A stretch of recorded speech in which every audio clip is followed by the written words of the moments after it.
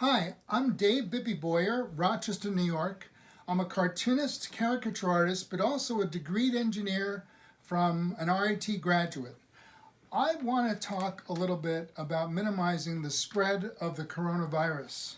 And what I'd like to do is focus on wearing face coverings correctly, talk a tiny bit about social distancing, because all of this may reduce the spread of the coronavirus. The other thing that I want to focus on is how small this coronavirus is. And this presentation is triggered from sad news that we heard from a family that a dear friend passed in New York City who was only 29.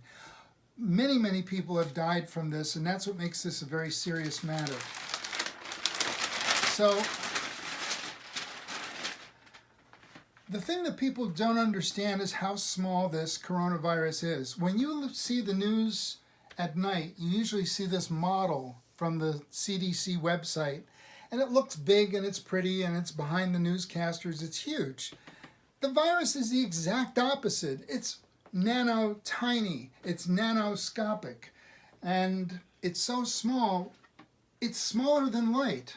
If you go to the cdc.gov website, you'll see electron microscope pictures of, take a look.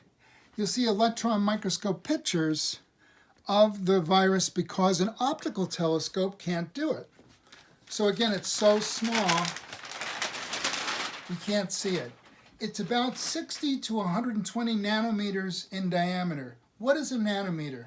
A nanometer is a billionth of a meter. What is a meter? I know the US hasn't gone fully metric yet. This is a yardstick plus 3 3/8 inch. So this is basically what a meter is. Nanometer is a billionth of all this. So again, I'm saying that this is smaller than light itself. These are the colors that we enjoy seeing. This is called visible light. The science experts in our life also measure light in terms of frequency or something called wavelength. And there's 400 nanometers, 500 nanometers, 600 nanometers, which is like in the yellow range. But I said that the coronavirus is between 60 and 120 nanometers. In other words, it's way over here. It's beyond really what we can see. It's that small. So that's one other reason why it's so contagious. It's smaller than anything you can imagine seeing. So when we sneeze, cough, or maybe talk loud, and if I'm carrying something of the coronavirus, which I'm not aware of, those vapor droplets can contaminate or affect somebody else.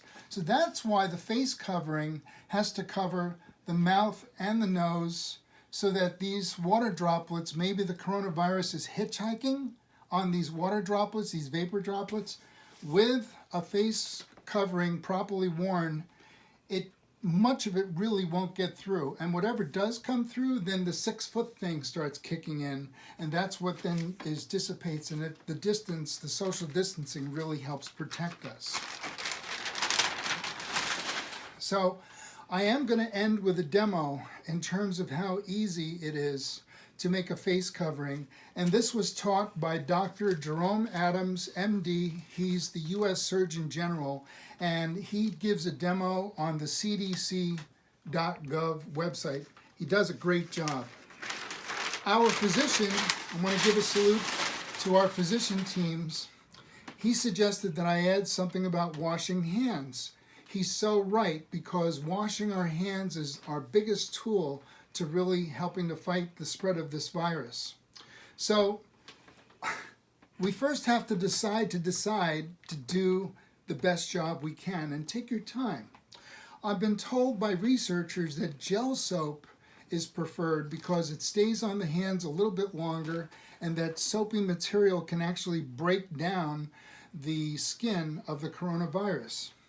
And then wash your hands vigorously under water.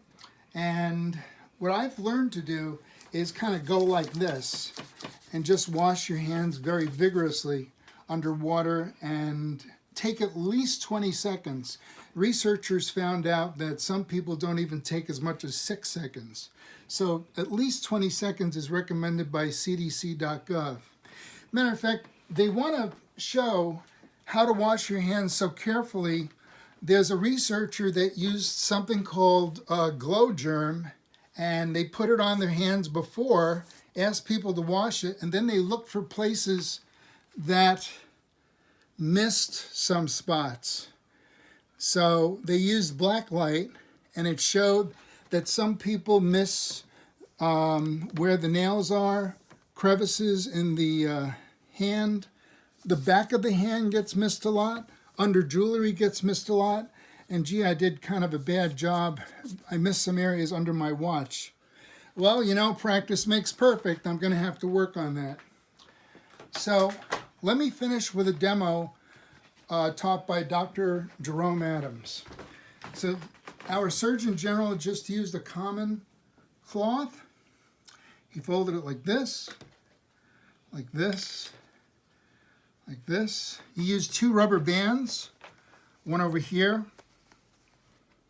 one over there. Fold,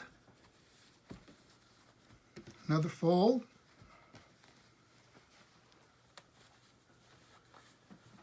Voila, there you go. So I want to reach out to young people. You young people are so strong, you use social media so effectively, and please get your voices part of the solution to tell other people to be as effective as possible to really stop this coronavirus from spreading. And I'd like to see what you come up with. So thank you for watching this video. Again, go to cdc.gov or webmd.com for some great suggestions on what we can do. It's not a you thing, it's not a me thing. This is a we thing about public health. Thank you so much. Oh, and by the way, thank you to my wife, Cindy, for being the camera operator. I appreciate that.